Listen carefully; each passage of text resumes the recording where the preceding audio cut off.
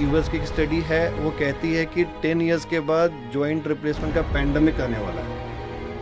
नाम बन रहा है तो हाँ, हॉस्पिटल का बन रहा है, नाम हॉस्पिटल खराब हो रहा है तो हाँ, डॉक्टर तो का हो वही रहा है। है। अपना नाम तब तक नहीं बना सकते हो जब तक आप किसी हॉस्पिटल के शैडो में काम कर रहे हो। पेशेंट को तो पता नहीं है कि मैनेजमेंट ने आपको कौन सा इम्प्लांट अलाउ किया हुआ है। ओके। वो आता है तो डॉक्टर के भरोसे ही आता है, अस्पताल के भरोसे तो आता नहीं है। हाँ। और आप इंट्रा ऑफ भी, पोस्ट ऑफ भी, सारे कॉम्प्लिकेशंस डॉक्टर के ऊपर है। आपने मान लेते हैं पेशेंट से 10 रुपया लिया सर्जरी करने के लिए, वो बताया कि मैं 10 रुपए का इम्प्लांट डालने वाला हूँ। आप श्योर नहीं हो कि आपका जो मैनेजमेंट है, जो आपके ऊपर बैठा है, वो 10 रुपए का दे रहा है कि 2 रुपए का दे रहा है कि 5 रुपए का दे रहा है। ज़्यादातर जगह क्या होता है कि हमने 10 रुपया कोट किया पेशेंट को, मैनेजमेंट उसको 10 के बदले 2 का ही देता है, 2 या 4 का ही लेता है। वो डिफरेंस है वो अस्पताल रख लेता है। डॉक्टर गाली खाने के लिए बैठा है। डॉक्टर गाली खाने के लिए बैठा है। 70 to 80% of Indians nowadays experience vitamin D deficiency despite living in the most sunny country. आपको एंट्री के टाइम पे ही प्राइमरी इलाज से ज़्यादा पहले ही बोल दिया कि आप इतना पैसा डालना है, ये करना है, इतना करोगे तो ही एंट्री होगी।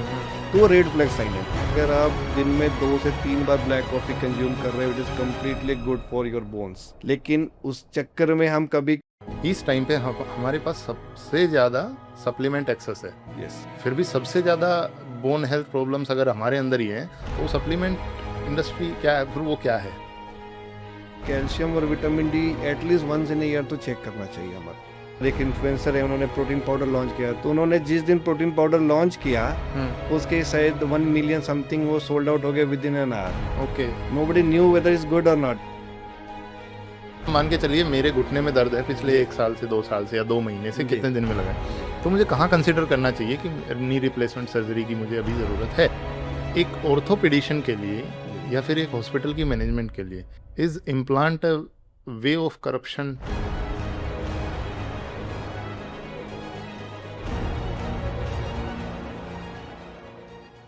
Hi sir.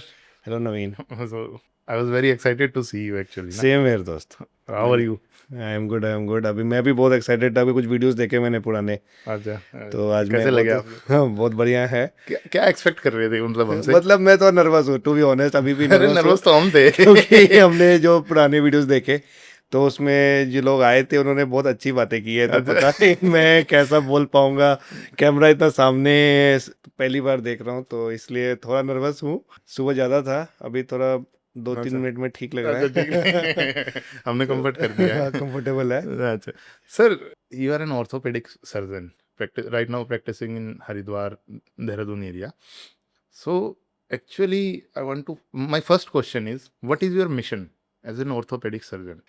मिशन का जहाँ तक बात करोगे ना, तो मेरा ऐसा कहना है कि ऑर्थोपेडिक्स तो बहुत सारे हैं, तो मेरे को ऐसा पर्सनली मन है कि पेशेंट से रिलेट करना है, कि उसको पता रहना चाहिए कि उसके साथ क्या हो रहा है। Orthopaedics is not about only surgery, कि हम सिर्फ सर्जरी करेंगे। हाँ, ऑर्थोपेडिक्स में 10 to 20% ही आपका जो आता है वो सर्जरी आता है, बाकी आपका कंजर्वेटिव मैनेजमेंट भी है। बहुत बार पेशेंट सोचते हैं कि ऑर्थोपेडिक्स के बाद सिर्फ हड्डियों का फ्रैक्चर है तो जाना है, बट स्पेक्ट्रम है कि लो बैक पेन है, नी पेन है, तो मैं चाहता हूँ कि पेशेंट को समझना है कि क्या दिक्कत है, सो डैट कुछ हद तक इलाज वो खुद से कर सके।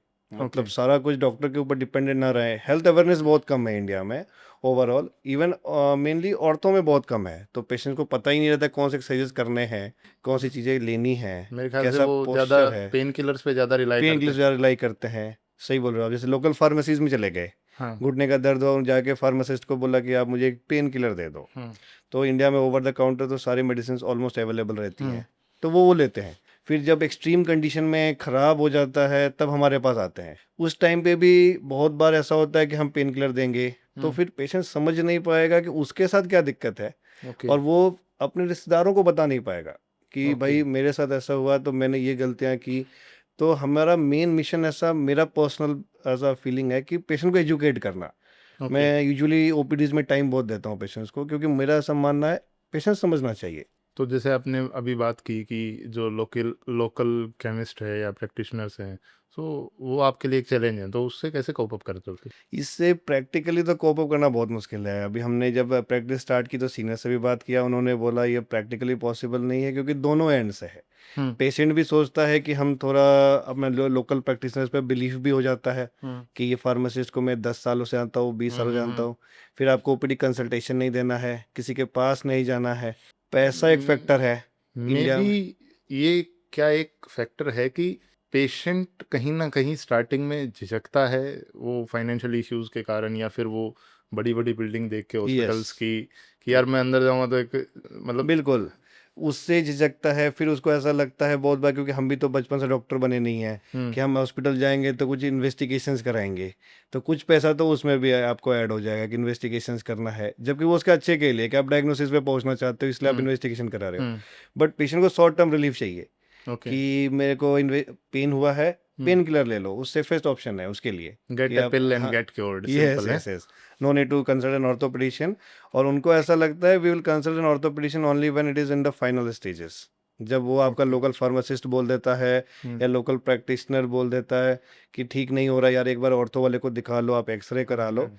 तब पेशेंट को समझता है कि मुझे जाना चाहिए और उनको दिखाना चाहिए। सर, अभी जैसे जो हम जॉइंट पेन की और ये सब बातें कर रहे थे बोन एंड, सो आप मेरे को बताइए कि अभी यंगर जनरेशन में जॉइंट प्रॉब्लम्स और बोन हेल्थ प्रॉब्लम्स ये इतनी क्यों बढ़ गई?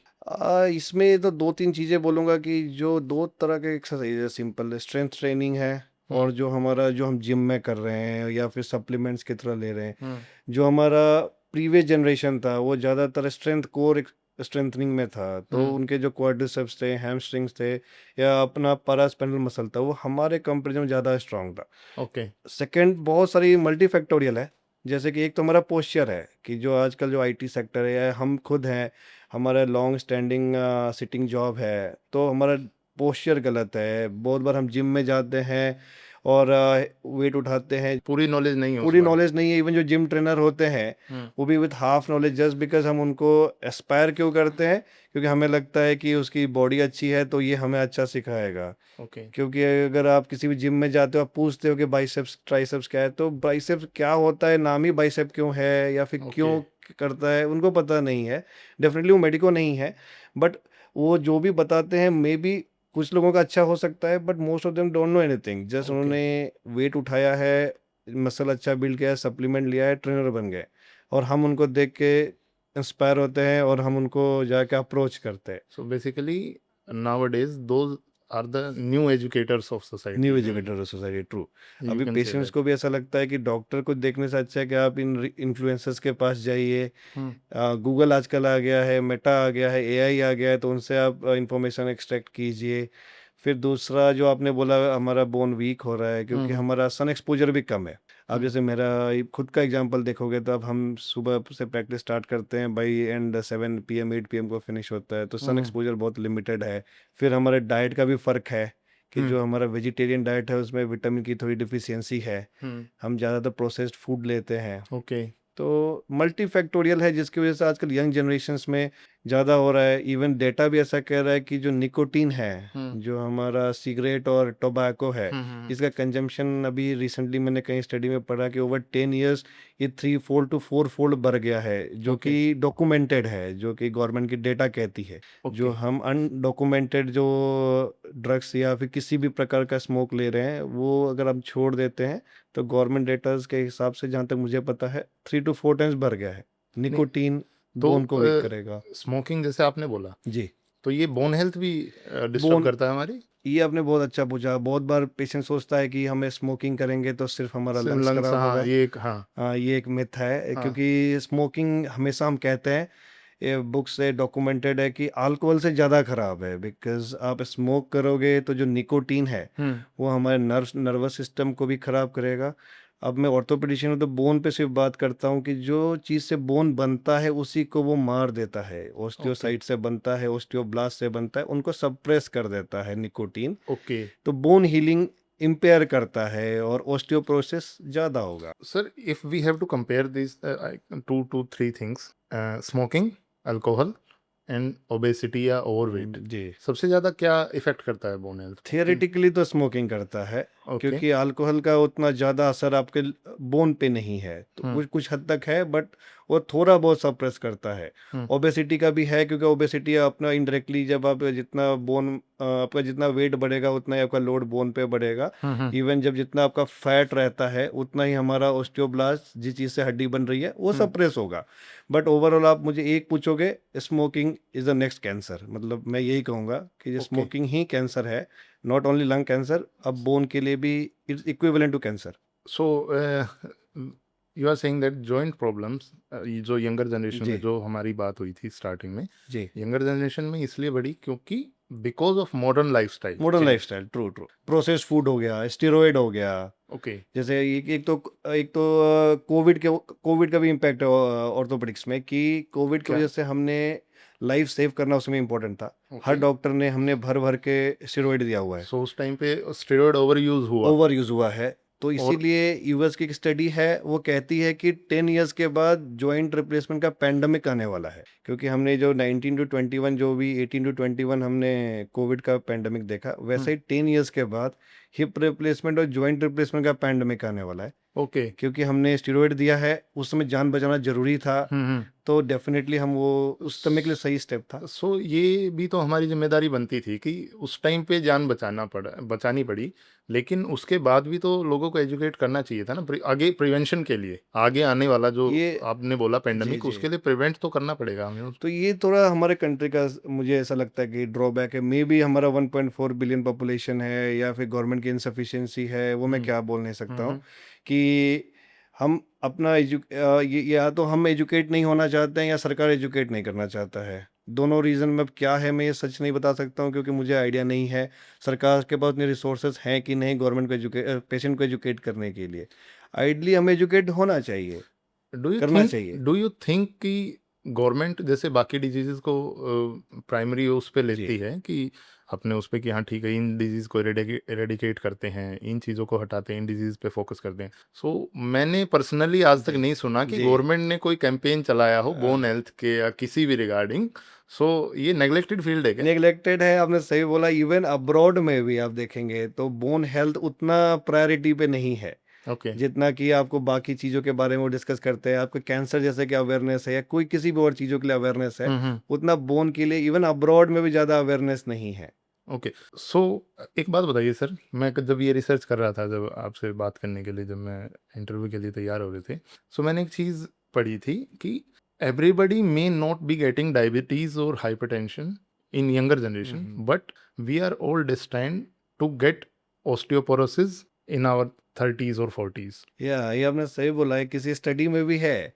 ये जो आपने बोल रहे हो, शायद वो हमने हाँ पढ़ाई करने समय हाँ कोट किया था, हाँ। कि we are destined to be osteoporotic when we are in 50s। What is osteoporosis? Osteoporosis मतलब सिंपल भाषा में हड्डियों का कमजोर होना। तो यूजुअली जो हमारे प्रीवियस जनरेशन था, तो किताब ऐसा कहता है कि 50 इयर्स जब फीमेल्स हैं, जब उनका पीरियड आना बंद हो गया, पोस्ट मेनोपॉजल, उस समय स्टार्ट होना चाहिए, और हमारे में मेल्स में 50 टू 55 में स्टार्ट होना चाहिए। ओके। बट अभी हमारा जो लाइफस्टाइल है, जो अभी हमने डिस्कस किया, उनके वजह से अभी ऑस्टियोपोरोसिस थोड़ा जल्दी हो गया है, क्योंकि अभी हमारा स्टेरॉयड या फिर जो लाइफस्टाइल है, vitamin D deficiency, multi sir अगर हम यही बातें करते हैं तो जी इस टाइम पे पिछले 50 100 200 साल तक अगर भी हम स्टडी करें, जी। इस टाइम पे हमारे पास सबसे ज़्यादा सप्लीमेंट एक्सेस है। यस। फिर भी सबसे ज़्यादा बोन हेल्थ प्रॉब्लम्स अगर हमारे अंदर ही हैं, तो सप्लीमेंट इंडस्ट्री क्या है? फिर वो क्या है? वो सप्लीमेंट इंडस्ट्री तो मेरे को, जैसे हमने वर्ड ही यूज किया इंडस्ट्री, वो इंडस्ट्री ही है, कि मतलब ये पेशेंट को आप, जैसे हमने शुरू में बात किया कि फार्मासिस्ट के पास आप जाएंगे तो इजी एक्सेसिबल है, कि वैसे आप अगर जाके डॉक्टर को दिखाने के लिए पेशेंट को अभी भी झिझक होती है, वही आप इंस्टाग्राम या किसी भी सोशल मीडिया प्लेटफॉर्म पे जाके इन्फ्लुएंसर ने किसी एक प्रोटीन, आपने सुना होगा शायद, मैं नाम भूल रहा हूँ, जो हमारे एक इन्फ्लुएंसर है, उन्होंने प्रोटीन पाउडर लॉन्च किया था, वो शार्क टैंक में आए थे, मैं वो गौरव तनेजा हाँ शायद। तो ग्रोथ तनेजा। हाँ। तो उन्होंने जिस दिन प्रोटीन पाउडर लॉन्च किया, उसके शायद 1 मिलियन समथिंग वो सोल्ड आउट हो गए within an hour. Okay. Nobody knew whether it's good or not. I'm not saying it's not good, but it must be good, but आप influencer का influence देखिए कि जो अभी के मार्केट का जो मेजर प्रोटीन शेयर है वो ऑप्टिमम न्यूट्रिशन ऑन प्रोटीन लेता है। ओके। फिर भी आपने एक इन्फ्लुएंसर ने जस्ट बिकॉज के सब्सक्राइबर्स ज़्यादा हैं उन्होंने एक हाँ। प्रोटीन लॉन्च किया, अच्छा ही होगा, बट पेशेंस लोगों ने उसको एक समथिंग 1 मिलियन और समथिंग 1 आवर में सोल्ड आउट हो गया। तो ओके। पेशेंट आजकल सोशल मीडिया पर ज़्यादा बिलीव करते हैं एज कम्पेयर टू वो वहां जहाँ से के ज्यादा कंज्यूम करता है ज़्यादा नॉलेज। कंज्यूम करता है। फिर आप कहीं किसी भी जिम में या कहीं पे भी जाते हो तो वो लोग उसको ओके। प्रमोट करते हैं। Okay. So can we talk about prevention sir? Like मैं एक सिंपल चीज पूछता हूँ। मेरे मदर फादर हैं, जी they are in their 50s and 60s। जी।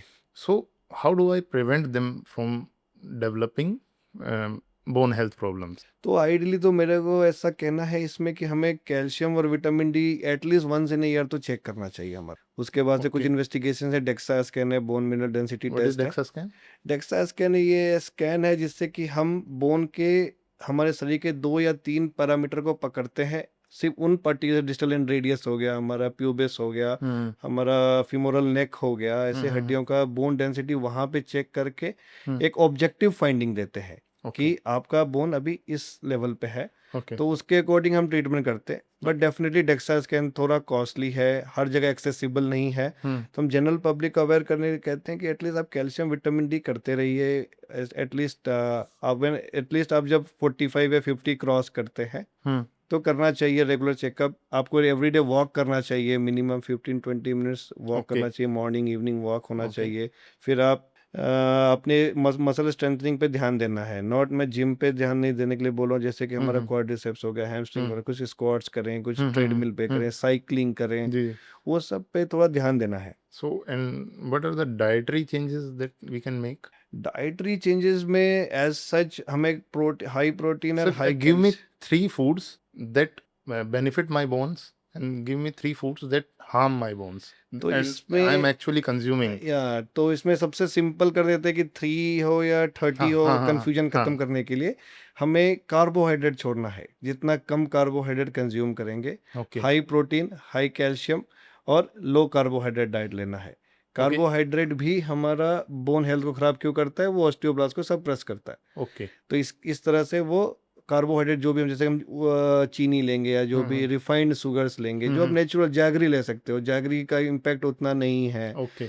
तो आप जैसे सिसमे सीड्स है, तिल जिसे बोलते हैं, हम्म। उसमें बहुत ही हाई कैल्शियम है, रागी अच्छा है। Okay. तो हम अपने डाइट में जो मैं अपने घर पे कर रहा हूँ आजकल कुछ सालों से कि जो हमारा व्हीट फ्लोर है, तो व्हीट फ्लोर में आप थोड़ा थोड़ा सा सोयाबीन की फ्लोर डाल दीजिए, थोड़ा रागी की फ्लोर डाल दीजिए कि मिक्स करके आप तब डो बना के रोटी बनाइए। Okay. थोड़ा टेस्ट भी इन्हांस होगा और आपको इनडायरेक्ट वे में प्रोटीन मिल जाएगा। मतलब हमें अदरवाइज सोचना नहीं कि आज मुझे प्रोटीन के लिए ये खाना है, आप उसमें ही खा रहे हो। उसी में। तो ये एक वे है कि हम और डाइटरी मॉडिफिकेशन ऐसे करें। क्या फूड्स हैं जो एक्चुअली में हम कंज्यूम कर रहे हैं, लेकिन वो हार्म कर रहे हैं हमारे प्रोसेस्ड फूड बोन्स? पे बैक तो मैं बोलूँगा कि जो प्रोसेस्ड फूड है, हम्म। जितना तक हो सके प्रोसेस्ड फूड नहीं लेना है। या फिर जो भी कार्बोहाइड्रेट रिच ड्रिंक्स हैं, हम्म। जैसे कि आपकी कोई भी प्रोसेस्ड ड्रिंक्स आती हैं, वो नहीं लेना है। हम्म। वो सब पे थोड़ा कम, कार्बोहाइड्रेट जहाँ पे भी ज़्यादा दिख रहा है उसको कम कंज्यूम करना है। स्पेशली लेट नाइट कार्बोहाइड्रेट जैसे फास्ट फूड हो गया, स्पेशली जैसे कोई भी carbohydrate rich diet specially evening में कम करना चाहिए। क्या ब्लैक कॉफी आजकल जो ट्रेंड में चल रहा है, तो यस ये मुझे बताइए कि ब्लैक कॉफी, ठीक है हमने लीवर का सोच लिया, यस यस यस। एक्चुअली में ब्लैक कॉफी हमारे स्केलेटन सिस्टम पे क्या काम कर रही है? ब्लैक कॉफ़ी के बारे में भी मैं खुद क्योंकि मैं ऑर्थोपेडिशन तो मुझे रील्स भी थोड़ा उस पे ज़्यादा आते हैं। तो ब्लैक कॉफ़ी थियोरेटिकली बता देता हूँ। थियोरेटिकली ऐसा है कि अगर आप दिन में 2 से 3 बार ब्लैक कॉफ़ी कंज्यूम कर रहे हो, it is completely good for your bones. Okay. लेकिन उस चक्कर में हम कभी-कभी 4 बार 5 बार लेंगे तो वो बोन की डेंसिटी कम करती है theoretically. That is not that is recommended. Not recommended, but 2 times a day completely recommended है। ब्लैक कॉफ़ी लेना चाहिए, उसमें कुछ गलत नहीं है। Sir let's discuss about calcium and vitamin D one by one. जी ओके। सो अब जब मैं ये स्टडी कर रहा था जी तो विटामिन डी के बारे में जो मैं पढ़ पाया, 70 to 80% of Indians experience vitamin D deficiency despite living in the most Sunny country. ये तो कॉन्ट्राडिक्टरी कॉन्ट्राडिक्टरी हो गया ना? बात है। तो ये वही है लाइफस्टाइल का कि 2 चीज़ें हैं। एज हमारा एडवांस करेगा हम्म, तो विटामिन डी के एब्जॉर्प्शन उसके हिसाब से जितना हमारा चाइल्डहुड में या इन्फेंसी में रहेगा उसके हिसाब से अभी कम हो जाएगा, इवन अगर हम धूप में रहें। ओके, दूसरा क्या है कि हमारा जो लाइफस्टाइल है कि मोस्ट ऑफ द टाइम हम 9 to 5 9 to 6 जो डे सनलाइट चाहिए अर्ली, हम्म, एक्चुअली इसमें भी बहुत स्टडीज भी हैं, कंट्रोवर्सीज भी हैं कि कौन सा डे लाइट डे का कौन सा पार्ट हाँ, विटामिन डी के लिए ज़्यादा अच्छा है, वो डिपेंड करता है कि कौन से टाइम पे कौन से अल्ट्रा वायलेट रेज ज़्यादा आ रही है। तो इस पे बहुत सारा कन्फ्यूजन है, लेकिन अभी जो स्टडीज आई हैं अर्ली मॉर्निंग का जो है और लेट इवनिंग का मतलब सनराइज के टाइम पर सनसेट के टाइम पे जो होता है वो, वो बेस्ट है अभी तक जो कंसेंसस आया है। ओके, तो ये हम most of the time miss करते हैं हम्म, शायद से, इसलिए जो आपने अच्छा क्वेश्चन पूछा कि हम सनी कंट्री में भी रह के हाँ, हमारे विटामिन डी डेफिशिएंसी है। हाँ, थोड़ा डाइट का भी फर्क है कि हमारे डाइट में विटामिन डी की कमी है। ऐसा ओके, कहते हैं कि 6 लीटर दूध आप अगर रोज पीते हो, हम्म, जो कि प्रैक्टिकली इम्पॉसिबल है, हम्म, तो आपकी विटामिन डी की रिक्वायरमेंट फुलफिल होगी। 3 से 4 लीटर तो तो हरियाणा में पी जाते होंगे, हाँ, लेकिन तो उसके अलावा तो नहीं पी पाते, छह छह लीटर तो लीटर तो, पॉसिबल नहीं है। हाँ, तो इसीलिए जैसे कि अभी वो फिश में है, ओके। तो हम थोड़ा रिलीजियस इश्यूज के वजह वजह से भी नॉन वेज नहीं लेते हैं। नॉनवेज में अगर नॉनवेज डाइट किसी की है तो उसका विटामिन डी मेंटेन यूजुअली रहता है। अच्छा रहना चाहिए, बट नॉन वेज में भी प्रॉब्लम क्या है कि वो चिकन में मटन में कम है एज कम्पेयर टू फिश। तो वो जो कोस्टल एरियाज के लोग रहते हैं वो फिश ज़्यादा कंज्यूम करते हैं, तो ओके, उनका विटामिन डी ऑलमोस्ट अच्छा रहता है। बट जो हमारे जैसे नॉर्थ इंडिया में जो नॉन वेजिटेरियन भी और फिश का कंजम्पशन कम करते हैं, तो ओके। हमारे में थोड़ी जो नॉन वेजिटेरियन भी है उनमें भी मैंने देखा है कि विटामिन डी थोड़ा डेफिशिएंट रहता है। और कैल्शियम का क्या कै, रोल है सर? कैल्शियम में एक यहाँ पे एक बात मैं अपना बताना चाहता हूँ कि कैल्शियम उतना टेंशन वाली चीज़ नहीं जितना विटामिन डी है हमारे लिए। हम लेकिन सबसे नॉर्मली, ज़्यादा किसी से हाँ, बात करोगे तो उसी कैल्शियम किसी तो से ऐसे, हाँ, हाँ, मे भी उस इंडस्ट्री को प्रमोट करने के लिए उस टाइम पे कैल्शियम को इसलिए बोल रहा हूँ कि जब आप फीमेल के एग्जाम्पल पकड़ते हैं तो भगवान ने हमारा स्ट्रक्चर इतना अच्छा बना के दिया गया एंडोक्राइन सिस्टम, जब तक हमारी पीरियड आ रही है कैल्शियम आपका नॉर्मल रहने ही वाला है, ओके। अनलेस कोई गॉड फॉरबिड कोई अलग केस हो। और मील्स में भी 50-55 तक आप कभी भी कैल्शियम कराइए नॉर्मली आएगा। अच्छा सर, इसमें ऐसा भी मेल्स और फीमेल्स के लिए दोनों ऐसा है क्या कि फीमेल्स ज़्यादा एक्सपीरियंस करती हैं डेफिशिएंसी? डेफिशिएंसी क्या है कि थियोरेटिकली 5 to 10 ईयर का गैप है हमेशा फीमेल और मेल में, कि जो हम्म, जो चीज़ें बोन हेल्थ में फीमेल्स में 50 में स्टार्ट होंगी वो कहते हैं मेल से 55-60 पे स्टार्ट होंगी। ये स्टडीज़ तो पुराने पुराने ज़माने का स्टडीज़ है, आजकल उतना डिफरेंस क्यों नहीं है कि पहले के फीमेल्स का लाइफस्टाइल घर पे ज़्यादा था, ओके, अभी फीमेल भी बाहर जा रही हैं, फीमेल भी वर्क कर रही हैं, पहले फीमेल्स का सिर्फ कन्फाइंड थी कि घर पे ही रहना है। ओके, तो आजकल आप उतना डिफरेंस नहीं करोगे, लेकिन हम्म, पहले में तो डेफिनेटली 5 to 10 ईयर का बोन हेल्थ मेल्स में बेटर था फीमेल के कंपैरिजन में। ओके। सो अभी चलो ठीक है सर, ये तो इसकी कैल्शियम और विटामिन डी की हमने बातें कर ली। Now I want to talk about lower back pain actually. वो एक बहुत बड़ा इशू है। हाँ, मैं जब पढ़ रहा था तो मैंने ये भी पढ़ा, the world number one cause of disability in world. Is it true? ये इट्स ट्रू, इट्स ट्रू। आप अगर किसी ऑर्थोपेडिशियन या मेरी भी ओपीडी का आप देखेंगे तो half of the patients low back pain के साथ ही आते हैं। हम्म, तो और लो बैक पेन में ये लोग कन्फ्यूजन भी है बहुत कि मुझे ऑर्थोपेडिशियन को दिखाना है कि न्यूरोसर्जन को दिखाना है। हम्म, तो इसमें कंट्रोवर्सी में यही है कि हम हमेशा बोलते हैं कि ये हमें दोनों को पढ़ाया जाता है जब हम्म, हमारी रेसिडेंसी हो रही होती है। हम्म, तो न्यूरो को भी सेम किताबें हैं और ऑर्थोपेडिक्स को भी सेम है, तो हम दोनों जी देख जी, सकते हैं। हम्म, वो पेशेंट का डिसीजन है कि आपको ऑर्थोपेडिशियन को दिखाना है या न्यूरोसर्जन को दिखाना है। जी जी, जहाँ तक हम बात करते हैं लो बैक पेन, तो मेनली पोस्चर रिलेटेड है। फिर से हम जो जो जिम कर रहे हैं अभी, थोड़ा सडन बॉडी वेट आपने सडन आपने कोई वेट लिफ्ट कर लिया, या जो हाँ हाँ। हमारे मजदूर भाई हैं कभी उन्होंने ज़रा सामान उठा लिया, तो लो बैक पेन उसके वजह से भी बहुत कॉमन है। थोड़ा बहुत पोस्चरल भी है जो हम मैट्रेस यूज अगर करते हैं। पोस्चरल है तो सर वो तो बहुत सिंपल चीज है पोस्चर ठीक करना, फिर वो इतना कॉम्प्लिकेट कैसे हो रखा है कि वो वर्ल्ड नंबर वन प्रॉब्लम बन गया हाँ, डिसेबिलिटी ये की ये? एक्चुअली जो आप बोल रहे हो, जैसे कि मैं इसको थोड़ा सा एलाबोरेट करूंगा कि लोअर हम्म, बैक पेन और सर्वाइकल जो पेशेंट बोलते हैं, मतलब गर्दन का नेक पेन, दर्द। हाँ, कहना आसान है कि मतलब आप प्रैक्टिकली खुद भी सोचो कि कहना आसान है कि हम पोस्चर रिलेटेड है तो संभाल लेंगे, बट आप खुद भी देखो, हम खुद अभी बात कर रहे हैं, हम्म, बात करते करते हमारा पोस्चर ऐसा हो जाता है कि जो हमें आइडली स्ट्रेट बैठना है, चेस्ट आउट पोजीशन में, मिलिट्री पोजीशन में बैठना है, हम्म, हम खुद बोलते हैं। मैं खुद ऑर्थोपेडिक से बैठे बैठे जब आप मैं 9 o'clock ओपीडी स्टार्ट करता हूँ, बाई 12 और 12:30 हमारा पोस्चर चेंज हो जाता है। ओके। स्पेशली जैसे कि आईटी फील्ड में लोग जो हैं या फिर जो क्लर्क हो गए या जो भी बैंक एम्प्लॉयज है जिनका लॉन्ग सिटिंग जॉब है। उनके लिए तो एक चीज बोली भी जाती है कि sitting is the new smoking. New smoky, true true, क्योंकि उससे हमारा बेली फैट भी बढ़ता है। तो ओके। अच्छा, इसको कैसे काउंसलिंग से ठीक किया जा सकता है? थोड़ा सा तो बेटर कर ही सकते हैं sir. World number one problem तो मत बनने दो इसको। मैं जब आप अगर मुझसे रिलेट करोगे, पेशेंट जब आते हैं तो मैं उनको बोलता हूँ कि लो बैक पेन ऐसा है और नी पेन जिस पे मैं पेशेंट्स को बोलता हूँ कि मैं बहुत टाइम देता हूँ, क्योंकि मेरा कहना ऐसा है कि अगर आप खुद समझ लेते हो तो 50% ट्रीटमेंट तो आप खुद से कर सकते हो। तो ओके। जो उनको समझाना पड़ेगा कि आपका पोस्चर गलत हो रहा है, हमें थोड़ा हॉट फोमेंटेशन करना है, कमर पे गर्म सिकाई करनी है, हमें क्या चीज़ें, व्हाट डूज क्या है, डोंट्स क्या है, वो सब पेशेंट को समझाना है कि आप झुक के भारी सामान ना उठाएं। Okay, let's assume I am sitting in my office and जी। suddenly I experience severe lower back pain. So, what are the 2 to 3 steps for instant relief that I can do first for thing तो आप myself? Stretching करो, आप start होना है।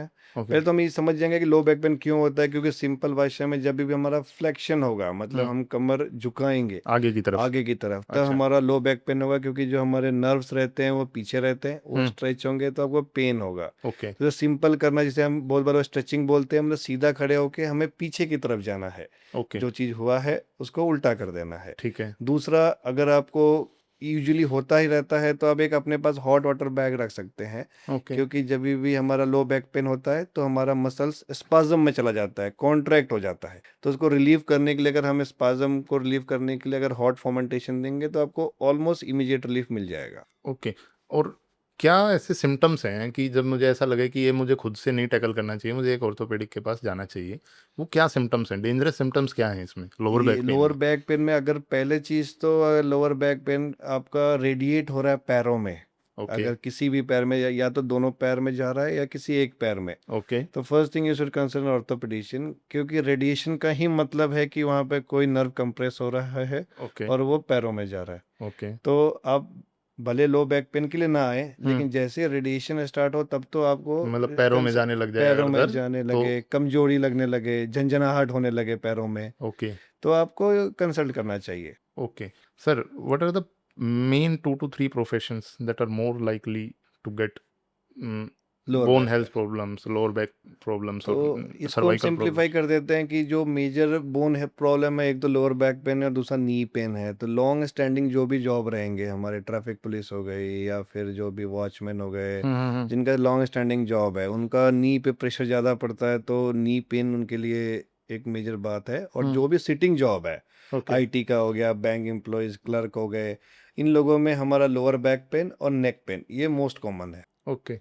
सो इनकी counselling नहीं होनी चाहिए रेगुलरली? काउंसलिंग, अगर अगर ये इतनी सॉर्टेड है तो? ये जो मैंने एक्सपीरियंस किया है मेरे फ्रेंड्स के थ्रू की जो बड़ी आईटी मल्टीनेशनल आईटी कंपनीज है, हम्म। उनमें तो ये होती है। ओके। अब ये इकोनॉमिकल कंस्ट्रेन है या कंपनी चाहते नहीं है, जो मिड रेंज की कंपनीज हैं उनमें मैंने कभी ऐसा सुना नहीं है कि काउंसलिंग होती है।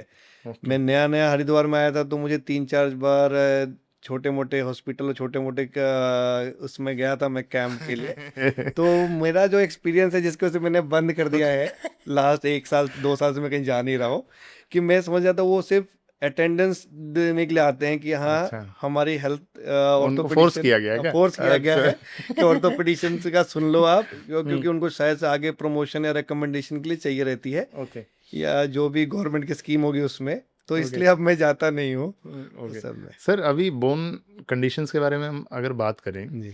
तो बोन लॉस एक टॉपिक है।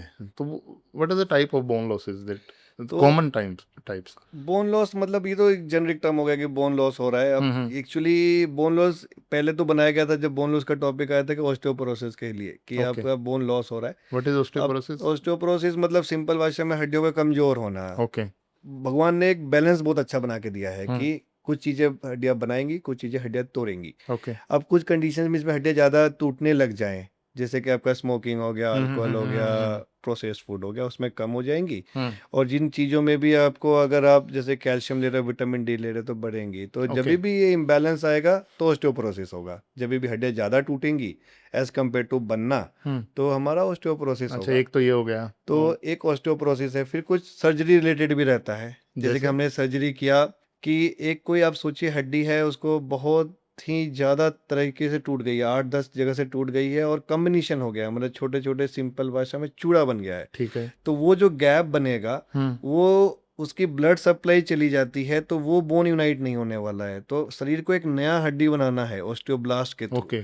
तो उसको भी हम बोन लॉस बोलेंगे कि वो हम हम्म, मेजर करते हैं पोस्ट ऑपरेटिव 1 हम्म, सेंटीमीटर है, 2 सेंटीमीटर है। ठीक है। तो ये 2 मेन प्रकार हैं कि एक तो जो विदाउट प्री सर्जरी हमारा ऑस्टियोपोरोसिस के थ्रू होगा हम्म, और एक पोस्ट सर्जरी हो सकता है बोन लॉस। ओके। और इसमें ऑस्टियोआर्थराइटिस और ऑस्टियोआर्थराइटिस तो देखिए मतलब सिंपल भाषा में हड्डियों का घिसना, हड्डियाँ ओके। जब घिसेंगी, हम्म, आइडली ये ओल्ड एज में होना चाहिए। हम्म, क्योंकि ओल्ड एज में जैसे कि आप मोस्ट कॉमन जो ऑस्टियोआर्थराइटिस होता है वो नी का होता है, तो उस हम्म, पे हम बात करते हैं। तो नी ऑस्टियोआर्थराइटिस जैसे कि आप मान लेते हैं कि मैं 60 किलो का रहूँगा तो 30 किलो एक घुटने पे जाएगा। ओके। तो उम्र के साथ वियर एंड टियर होगा, ओके। तो उसके हिसाब से हमारी हड्डियाँ पास आ जाएंगी। तो ओके। उसी को सिंपल भाषा में ऑस्टियोआर्थराइटिस बोलते हैं। ठीक है। सो ये अभी जैसे जब मैं रिसर्च कर रहा था सर, जी। तो मैं देखा कि वर्ल्ड में हर तीसरी या चौथी सर्जरी नी रिप्लेसमेंट सर्जरी हो रही है। जैसे अभी हम नी के बारे में जी, बात जी। कर रहे थे। सो तो नी रिप्लेसमेंट एक्चुअली इतना क्यों हो रहा है? 2-3 कारण है। एक तो मेरे को कहना ऐसा है कि ये बहुत ही रिवार्डिंग सर्जरी है, both okay. For the patient and the surgeon. अच्छा। आप कोई भी सर्जरी देखो मेरे पास, आप पैर का फ्रैक्चर लेके आ जाइए, मैं आपको बोलूँगा मैं प्लेट लगाने के बाद भी नेक्स्ट डे चलाऊँगा नहीं, आपको महीना 2 महीना लग जाएगा। लेकिन ये रिवार्डिंग क्यों है? आज आपने ऑपरेशन किया, शाम से पेशेंट चलना स्टार्ट हो जाता है। ओके। तो पेशेंट को भी लगता है कि मैं 2-3 साल से पेन में था, और आज सर्जरी हुआ, शाम से चलना शुरू हो गया। मैजिकल चीज होगी तो। मैजिकल चीज़ हो गई। तो हाँ। आप पेशेंट की जगह रह के देखेंगे तो डॉक्टर भगवान हो गया। मैजिकल सर्जरी होगी 3 ये तो। साल से हो गई, है ना? हाँ, हाँ, कुछ मैजिक हो गया। और हाँ। डॉक्टर के लिए खुशी क्या है हम्म, कि उसको डेफिनेटली जितना पेशेंट खुश होता है, उतना डॉक्टर भी खुश होता है। हम्म, तो वो देखता है कि पेशेंट नेक्स्ट डे चल रहा है, तो ओके। आपका नाम बनेगा कि ऐसा था पेशेंट 4 साल से नहीं चल रहा था, 10 साल से नहीं चल रहा था, उसको डॉक्टर साहब ने कल ही चला दिया। ओके। तो ये रिवार्डिंग सर्जरी दोनों के लिए है, अच्छा पेशेंट के लिए भी सर, और सर्जन के ऐसा लिए। मतलब मान के चलिए मेरे घुटने में दर्द है पिछले जी। 1 साल से 2 साल से या 2 महीने से, जी। कितने दिन में लगाए, जी। तो मुझे कहाँ कंसिडर करना चाहिए कि नी रिप्लेसमेंट सर्जरी की मुझे अभी ज़रूरत है? तो इसमें क्या है ना, ग्रेड है। Simple okay. में ग्रेड ओके। में ज़्यादा डिटेल नहीं करूंगा, 1 2 3 4 है। ओके। तो 3 4 में लोग कहते हैं कि आपको रिप्लेस कर लेना चाहिए। क्या वन होता है उसमें, सिम्टम क्या आता है थ्री उसमें फोर में? सिम्टम क्या आएगा कि आपका, आप नीचे जैसे हम क्रॉस लेग बैठेंगे, जैसे कि हम हाँ, इंडिया में हैं तो हाँ, पूजा पाठ में हाँ, बैठे, हाँ, हाँ। नमाज में बैठे, तो आप पैर मोड़ने में दिक्कत आएगी। ओके। आपको थोड़ी बहुत इंस्टेबिलिटी होगी। हम्म। पैर आपका या तो अंदर की तरफ या बाहर की तरफ जाएगा, तो आपको ओके। तिरछापन आने लगता है पैरों पैरों में। में ऐसे करके। हाँ, कि लगता है जैसे बोलेक्स जैसे हाँ, होता हाँ, है, हाँ, हाँ। तो वो आने लगता है। ओके। तो वो पेशेंट ज़्यादातर 3 4 में ऐसा स्टेज आ जाता है कि पेशेंट खुद ही बोलता है कि सर बदल दो। अच्छा। 1 और 2 में हम उसको समझाते हैं कि आप ये करो, नहीं तो एक दिन बदलना पड़ेगा। वो अनबियरेबल हो जाता होगा। अनबियरेबल हो जाता है। हाँ, पेशेंट जो मैंने देखा है कि पेशेंट जिनको हम बदलते हैं, वो खुद ही बोल देता है कि सर बदल दो बदल दो इसको। यार। हाँ, इसको मुझे ये निकालो, दूसरा डालो। दूसरा डाल दो।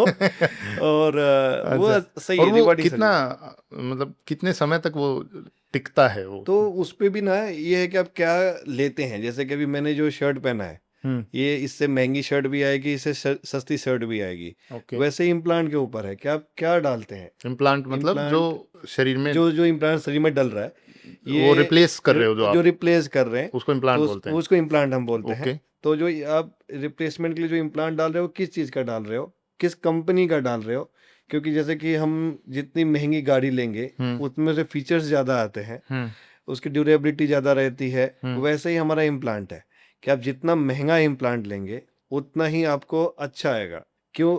अभी जैसे कि हम यूएस का एग्जांपल ले लेते हैं। यूएस की कंपनी है जॉनसन एंड जॉनसन। वो क्लेम करती है कि हमारी नी की इम्प्लांट की लाइफ एक्सपेक्टेंसी 30 to 40 ईयर्स है। ओके। अब डेफिनेटली ये तो एवरेज है, किसी का 20 ईयर्स भी चलेगा, किसी का 50 ईयर्स भी चलेगा। एवरेज 30 to 40 है। हम्म। इंडियन इम्प्लांट्स क्लेम करते हैं 25 to 30 ईयर्स ओके। एवरेज। तो ओके। डेफिनेटली जब आप इंडियन इम्प्लांट से यूएस इम्प्लांट की तरफ शिफ्ट हो जाते हो, तो 5 से 10 साल यूजुअली बढ़ जाता है।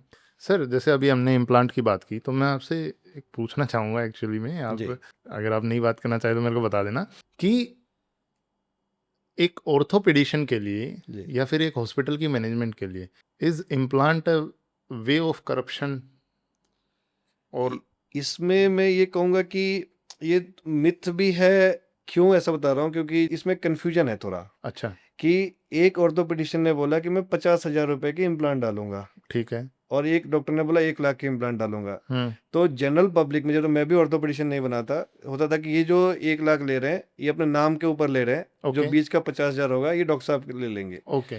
ऐसा नहीं है, हर डॉक्टर का अपना अपना थिंकिंग है, वे ऑफ थिंकिंग और वे ऑफ सोसाइटी में वो किस जगह पे स्टैंड करना चाहते हैं। ओके। वो क्यों बोल रहा हूँ, जितना आप अच्छा इम्प्लांट डालोगे उतना ही आपका कॉस्ट बढ़ेगा, उतना आपका नाम बढ़ेगा। अगर मान लेते हैं मैंने 10 सर्जरी की, उसमें एक भी खराब हुआ, ओके। तो वो 10 पेशेंट्स को बताएगा कि यहाँ अच्छा नहीं हुआ। ओके। उस समय पेशेंट ये बात नहीं बताता है ऑर्थोपेडिशियन को कि सर, क्योंकि जब वो आता है तब वो बोलता है सर सस्ती से सस्ती लगा दो।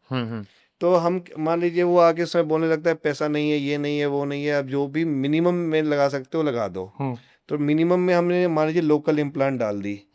अब वो केस वो डॉक्टर समझाता है उसको कि अगर आप लोकल डालोगे तो इसके कॉम्प्लिकेशंस भी रहेंगे। बाद में अगर वो खराब हो गया तब वो पेशेंट जाके 10 लोगों को बताता है कि इम्प्लांट सर्जरी खराब हो गई। वो जाके किसी को नहीं बताएगा कि मैंने इम्प्लांट सस्ता बोला था डालने के लिए। और बाकी लोग जो परसीव क्या करेंगे कि उस डॉक्टर के पास नहीं जाना है, उसने तो उनका पैर का सर्जरी किया था लेकिन इम्प्लांट वो पैर खराब हो गया। ओके। तो कुछ डॉक्टर स्टैंड आउट करते हैं कि मैं सिर्फ अच्छा ही वो इम्प्लांट एक डालूंगा। तरह से आप डिफेंसिव उसकी तरीके से ही हाँ, वो मतलब हो मैं ये जाता कहना है। चाहता हूँ कि पेशेंट लोगों को ये समझना पड़ेगा कि जो डॉक्टर 50,000 ले रहा है, डॉक्टर 1 लाख ले रहा है, वो 50,000 डॉक्टर नहीं रख रहा है, वो अच्छी इम्प्लांट डाल रहा है। जैसे कि वो डॉक्टर टू डॉक्टर है, वो डॉक्टर चाहता नहीं कि मैं नाम खराब हो, भले मैं 10 सर्जरी के बदले 5 ही करूँ या 2 ही करूँ, जो करूंगा वो अच्छा करूंगा, अच्छा इम्प्लांट डालूंगा। बट इसके लिए आपको मैनेजमेंट का भी सपोर्ट चाहिए। आप अकेले चाहो कि मैं ही अच्छे से डाल दूंगा, डेफिनेटली अगर आपका हॉस्पिटल अलाउ नहीं कर रहा है तब आप नहीं कर पाओगे। बट इसमें भी सफर पेशेंट ही सॉरी डॉक्टर ही करता है। अच्छा। क्यों? पेशेंट को तो पता नहीं है कि मैनेजमेंट ने आपको कौन सा इम्प्लांट अलाउ किया हुआ है। ओके। उसको तो लगता है कि हमने डॉक्टर के हाथ, डॉक्टर वो आता है तो डॉक्टर के भरोसे ही आता है, अस्पताल के भरोसे तो आता नहीं है। हाँ। और आप इंट्रा ऑफ भी पोस्ट ऑफ भी सारे कॉम्प्लिकेशन डॉक्टर के ऊपर है। और आपने मान लेते हैं पेशेंट से 10 रुपया लिया सर्जरी करने के लिए, वो बताया कि मैं 10 रुपये का इम्प्लांट डालने वाला हूँ। आप श्योर नहीं हो कि आपका जो मैनेजमेंट है, जो आपके ऊपर बैठा है, वो 10 रुपए का दे रहा है कि 2 रुपए का दे रहा है कि 5 रुपए का दे रहा है। वो ज्यादातर जगह क्या होता है कि हमने 10 रुपया कोट किया पेशेंट को, मैनेजमेंट उसको 10 के बदले 2 का ही देता है, 2 या 4 का ही लेता है। वो डिफरेंस वो जो है डिफरेंस है वो अस्पताल रख लेता है। अब प्रॉब्लम क्या आता है, पेशेंट को तो लगता है 10 रुपए मैंने डॉक्टर को दिया है, जबकि वो डॉक्टर के हाथ में कुछ नहीं जाता है, वो जमा भी अस्पताल में ही करता है। ओके। और वो 6 का डिफरेंस भी डॉक्टर को 1 रुपया नहीं मिलता है। ओके। बट जो भी पोस्ट ऑफ कॉम्प्लिकेशन आएंगे वो डॉक्टर के नाम पे आएंगे। डॉक्टर गाली खाने के लिए बैठा है। डॉक्टर गाली खाने के लिए बैठा है। डॉक्टर तो एक्चुअली इंट्रा ऑफ से सॉरी प्री ऑफ से लेकर पोस्ट ऑफ गाली खाने के लिए सिर्फ डॉक्टर ही बैठा है, क्योंकि ना मैनेजमेंट प्री ऑफ आएगा आपके पास, ना तो इंट्रा ऑफ आएगा, ना तो पोस्ट ऑफ आएगा। ना जब वो बाद में कॉम्प्लिकेशन होगी तो आएगा। कॉम्प्लिकेशन होगा तो भी आएगा नहीं, अगर आप पिट गए हो। नाम बन रहा है तो हॉस्पिटल का बन रहा है, नाम खराब हो रहा है तो डॉक्टर का हो रहा है। तो जब भी कहते हैं ना कि आप अपना नाम तब तक नहीं बना सकते हो जब तक आप किसी हॉस्पिटल के शैडो में काम कर रहे हो। क्योंकि आपका नाम बनता है तो सारा का सारा क्रेडिट अस्पताल ले लेता है कि मैंने इसको प्लेटफॉर्म दिया, मेरे वजह से ये आगे बढ़ा है। और अगर जैसे कोई कॉम्प्लिकेशन होगा तो वो डॉक्टर का है, किसने अच्छे से पढ़ाई नहीं की होगी, आपने ये कैसा कर दिया, ये कैसा कर दिया। जैसे एक सिंपल एग्जांपल देता हूँ कि मान लेते हैं हमारा इम्प्लांट ब्रेक हो गया। मैं ये अपने एक फ्रेंड का एग्जांपल देता हूँ कि उसका ये बहुत कॉमन है इम्प्लांट ब्रेकेज ना, ये नॉन कॉम्प्लिकेशन है। क्योंकि आप कोई भी चीज ऐसी नहीं बना सकते हो, कितने मेटल ही है शायद, मेटल ही है कि टूटे ही ना। तो मेरे फ्रेंड के साथ हुआ कि इम्प्लांट ब्रेक हो गया, तो जो उसके ऊपर बैठा था मैनेजमेंट वो नॉन मेडिको था, तो सारे के सारे बेनिफिट्स तो उसने ले लिए। अब जब ब्रेक हो गया, क्यों? क्योंकि उसने लोकल इम्प्लांट डाला था। अच्छा, मतलब आप कहना चाहते जो डिफरेंस था, जो डिफरेंस था 2 रुपए का और 10 रुपए का, 10 रुपए का, तो वो गया उधर, वो उधर गया। ओके। अब टूट गया इम्प्लांट। तो डॉक्टर तो यही बोलेगा भाई मैंने तो डाला नहीं था, मुझे जो ऊपर से दिया था वो मैंने डाल दिया है। ठीक है। तो उस समय मेरे फ्रेंड को फीडबैक मिला मैनेजमेंट की तरफ से कि शायद से डॉक्टर साहब ने स्क्रू ज्यादा टाइट कस दिया, इसलिए वो टूट गया। मतलब वो मैनेजमेंट नॉन मेडिको है, तो उसको लगता है कि जो हम बाहर स्क्रू डाल रहे हैं, बोल्ट डाल रहे हैं, वैसा ही बोन में भी डाल रहे हैं। तो उसने बोला मेरे फ्रेंड को कि शायद से सर आपने, इवन मेरे फ्रेंड को भी, पेशेंट को बोला तो ठीक है, फ्रेंड के भी मुंह पे बोला कि शायद आपने स्क्रू टाइट कर दिया होगा इसीलिए वो इम्प्लांट टूट गया। कॉमेडी क्लब चल रहा कॉमेडी है। बात। अब होता क्या है ना, प्रॉब्लम डॉक्टर क्यों चाहता है कि ऐसे कॉर्पोरेट से दूर हो जाए या ऐसे मैनेजमेंट से दूर हो जाए, क्योंकि वो पेशेंट को कुछ पता नहीं है, उसको लगा कि इस डॉक्टर ने मेरी सर्जरी की, इम्प्लांट टूट गया, इसने स्क्रू टाइट कर दिया या कुछ तो इंटरप्ट किया जिसकी वजह से मेरी प्लेट टूट गई। उस ओके। समय ना तो वो अपनी बारे में दो दो बातें हो सकती हैं, या तो पेशेंट ने ही बोला था लोकल इम्प्लांट डाले जो वो किसी को बताएगा नहीं, या फिर उसने पेमेंट अच्छा किया था बट ऊपर का मार्जिन जो है वो अस्पताल ने रख लिया और आपको सब स्टैंडर्ड इम्प्लांट मिला जिसकी वजह से आपका नाम खराब हो रहा sir do you believe, because I जी। पर्सनली आई बिलीव दैट, क्योंकि मैंने जितना भी कुछ दिनों में जो पढ़ा है तो उसके हिसाब से मैं तो बिलीव करने लग गया। सो डू यू बिलीव कि डॉक्टर के ऊपर नॉन मेडिको नहीं होना चाहिए मैनेजमेंट में, या फिर कोई उसका जो बॉस है या सीनियर है या जो हॉस्पिटल ओनर्स हैं जी। वो नॉन मेडिको नहीं होना चाहिए, क्योंकि एथिक्स मेंटेन नहीं कर पाते ये शायद? देखिए हमारा नोबल प्रोफेशन तो बहुत नोबल है, इसमें तो ये होना ही चाहिए। मैं बट एक सिंपल बात बोलता हूँ कि आप इंजीनियरिंग ही कर रहे हो, मान लो आपने एक आईटी कंपनी खोली है, तो आईटी कंपनी का जैसे कि इन्फोसिस लेते हैं, उसका मालिक जब तक नारायण मूर्ति नहीं रहेगा, जिसको पता नहीं है नीचे क्या चल रहा है, तो आप अच्छे से चला नहीं पाओगे। मुझे ऐसा लगता है, स्पेशली हमारा फील्ड है, अगर आपका बॉस ही नॉन मेडिको है तो आपका प्रॉब्लम क्या, न तो वो आपका प्रॉब्लम समझ सकता है, ना तो पेशेंट का प्रॉब्लम समझ सकता है, और वो बैठा है सिर्फ पैसे बनाने के लिए, तो उसको तो ना पेशेंट से मतलब है, एक वो रेवेन्यू जनरेटिंग रेवेन्यू जनरेट हो वो रहा है। चीज बन गई, कंपनी जी, बन गई, वो कंपनी बन हॉस्पिटल गई, नहीं रहा, एक साइकिल बन गया कंपनी है। बन गई वो। हाँ, एक तरह से साइकिल है ये कि उसको पेशेंट से भी पैसे लेने हैं, डॉक्टर से भी पैसे पेमेंट जनरेट करवाना है, उसको ना तो ट्रीटमेंट का ए पता है न, और ना ही वो उसको जानना चाहता है, तो उससे क्या होता है कि पेशेंट भी सफ़र करता है और डॉक्टर भी सफ़र करता है। क्या क्या प्राइवेट हॉस्पिटल्स में या कॉर्पोरेट हॉस्पिटल में जो हम बात कर रहे हैं, क्या डिसीजन लेने से पहले कोई भी डॉक्टर को इन्वॉल्व किया जाता है? क्योंकि एक्चुअल में जो होता है वो, मैं जैसे मैंने जी। पिछले डॉक्टर से भी पूछा था, एक्चुअल में होता है जो हेल्थ केयर है वो डॉक्टर और पेशेंट के बीच में है। सो आई बिलीव डॉक्टर को डिसीजन मेकर होना चाहिए। बट अनफॉर्चुनेटली क्या है कि जितने भी ज़्यादा आप खुद भी जानते हो प्राइवेट हॉस्पिटल ओन होते हैं, ये नॉन मेडिकोज ओन करते हैं। मेरा ऐसा कहना है नॉन मेडिको ओन भी कर ले तो कोई दिक्कत नहीं है, बट एटलीस्ट जो आपके मैनेजमेंट में बैठा है आदमी वो नॉन मेडिको ना हो, वो क्योंकि मेडिको वो हो। तो एटलीस्ट मेडिको होना चाहिए जो आपकी बात समझे। अब सिंपल भाषा में सोचिए, जैसे कि मैं अपने ऑर्थोपेडिक से एग्जांपल देता हूँ, अगर किसी को बताना है कि ये जो इम्प्लांट डल रहा है, ये इम्प्लांट यूज हो रहा है, ये सब स्टैंडर्ड है, तो उसके लिए एक सर्जन तो होना चाहिए या कोई ऐसा मेडिको जो समझे कि इम्प्लांट होता क्या है। अब नॉन मेडिको को मैं समझाने बैठूं कि इम्प्लांट में ये खराबी है, जिसको बेसिक ही पता नहीं है कि इम्प्लांट का नाम क्या है, क्या होता है, क्या होता है, बस इसमें डलेगा। बस डलेगा। वो उसको ऐसा लगता है कि जैसे कि हम नहीं, दीवार में। उनको तो सर शायद देखो हाँ, मैं हाँ, गलत हो सकता हूँ, जी, पर जी। उनको तो वो 2 और 10 का वो डिफरेंस चाहिए ना। डिफरेंस चाहिए। तो वो भी है, तो वो उसमें डॉक्टर को प्रेशराइज करते हैं कि आपने ये डालना है। आप कितना भी बोल दो उनको कि भाई इसमें ये लोकल आप इम्प्लांट दे रहे हो, इसमें ये मुझे प्रॉब्लम हो रही है, जी जी। तो वो बातों को थोड़ा अनसुना कर दिया जाता है। तो मुझे जो आपने ये क्वेश्चन बहुत अच्छा पूछा, मुझे इसमें लगता है कि अगर वो मेडिको होता जो आपके ऊपर मैनेजमेंट में बैठा है, तो वो समझता। आप उसको कम से कम कुछ नहीं है तो केस में बुला के दिखा सकते थे कि देखो ये मैं फेस कर ये रहा हूँ, प्रॉब्लम प्रॉब्लम फेस हो रही है कर रहे हैं जिससे हम कि लोग। पेशेंट सफर कर रहा है। क्योंकि अगर आप मैं अभी मैनेजमेंट का अगर छोड़ देते हैं, आप किसी भी डॉक्टर को पूछो, 99% जिसको मैं जानता हूँ या आप जानते होंगे, सबका प्राइम मोटिव है कि पेशेंट खुश होकर जाना चाहिए। ये सफर कर जाता है अगर वो नॉन मेडिको है तो, क्योंकि पेशेंट तभी खुश होगा जब आपको एक अच्छा रिजल्ट मिलेगा। आप इम्प्लांट डाल रहे हो, सब स्टैंडर्ड डाल रहे हो, वो जिंदगी भर आपको गाली देगा।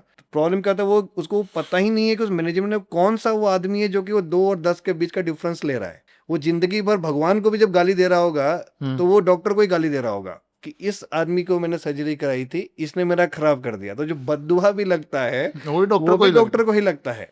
वो कभी मिला ही नहीं है, वो बिहाइंड कर्टन है वो आदमी जो मैनेजमेंट का है, कि जो ले रहा है, जिसकी वजह से सब कुछ चल रहा है, बिहाइंड द कर्टन है। और डू यू अपने थिंक ये एक रीजन है कि डॉक्टर्स एथिक्स मेंटेन नहीं कर पा रहे हैं आज के टाइम पे? थोड़ा बहुत अब हाँ, मतलब इसमें अगर पूछोगे तो मैं थोड़ा बहुत हाँ बोलूंगा, क्योंकि अभी प्रेशर ऐसा आ गया है, अगर आप कॉर्पोरेट सेटअप में काम कर रहे हो कि ये आईटी जैसा हो गया है कि आपको रेवेन्यू जनरेट करके देना है, तो जब भी आपको आपके ऊपर रेवेन्यू जनरेशन आ जाएगा, क्योंकि मेडिकल वो प्रोफेशन नहीं है, हमें पेशेंट को ठीक करके देना है। जी जी। तो जैसे कि अगर आप मेरा यहाँ का हरिद्वार का प्रैक्टिस देखोगे तो मैं इन्वेस्टिगेशंस और मेडिसिन दोनों बहुत ही सस्ता लिखता हूँ। हम्म तो आप सोचोगे अगर मेरे को किसी ने बोला कि मुझे रेवेन्यू 10 रुपए से 100 रुपए करना है हम्म और मुझ पे बहुत प्रेशर डाला, और हम्म अगर मैं उनके बातों में आ गया तो डेफिनेटली अगर मैं जो सस्ता इन्वेस्टिगेशन लिखता हूँ वो एक के बदले 2 करूंगा, हम्म जो एक दवाई के बदले 2 दवाई करूंगा। तो यहाँ से मुझे लगता है कि जो अनएथिकल प्रैक्टिस का स्टार्ट होता है। तो ये भी एक आंसर है आपके उस क्वेश्चन का कि क्यों आपके ऊपर नॉन मेडिको नहीं होना चाहिए, क्योंकि अगर वो मेडिको होगा तो वो एथिकल प्रैक्टिस मेंटेन करवाना चाहेगा अपने अस्पताल में। आई बिलीव सर, हाँ, मैंने देखा भी है। जी जैसे मैं रोहतक में था तो मैं मतलब नाम ही ले देता हूँ। जी सो वहाँ में एक मान हॉस्पिटल करके है रोहतक जी में। जी सो वहाँ के जो ओनर है डॉक्टर अमित मान, जी नेफ्रोलॉजिस्ट हैं, सीनियर जी nephrologist, I admire him very much. So वो उस हॉस्पिटल को ओन करते हैं, मान हॉस्पिटल्स को। तो सर वो इतने प्रोफेशनल रहते हैं पेशेंट के लिए, हम्म समझ रहे हो। वो रात को भी, देखो सर, आप हायरार्की में यस सबसे यस ऊपर बैठे हो टीम यस पे, यस आपको एडमायर करेगी टीम। मैं जैसे मैं एक मान के चलो उसी हॉस्पिटल में सबसे नीचे होता, तो मैं उन्हीं को, डॉक्टर अमित मान को एडमायर करता था कि भाई मैं इनको हाँ लुकअप यस टू यस करता हूँ कि ये लुक अप देखो कर कितनी, ये कितना डीपली सोचते हैं पेशेंट के हम्म बारे में, क्या सोचते हैं, कैसे करते हैं, है ना। लेकिन वहीं अगर जैसे मैंने एक हॉस्पिटल चेंज किया, आप हरिद्वार की बात जी करते हो, जी मैं हरिद्वार में आया, मान के चलते हैं, वहाँ पे मैंने एक ओनर देखा नॉन मेडिको। मैं क्या देखूं उनको, 500 का पर्चा, 1000 रुपए का पर्चा, 2000 की मेडिसिन, ये इन चीजों में बटी हुई है वो जी चीजें। जी तो मेरा तो एथिक्स खत्म ना, मैं तो कर ही नहीं पाऊंगा एक्चुअली। मतलब मेरे को भी तो सर सरवाइव तो करना ही है, बिल्कुल सैलरी बिल्कुल तो मुझे भी चाहिए। अगर मैं, देखो एज ए ह्यूमन बीइंग मैं जी भी सोचूंगा भाई 2 पैसे मेरी जेब में आए, जी। लेकिन वो एथिक्स तो गया ना मेरा।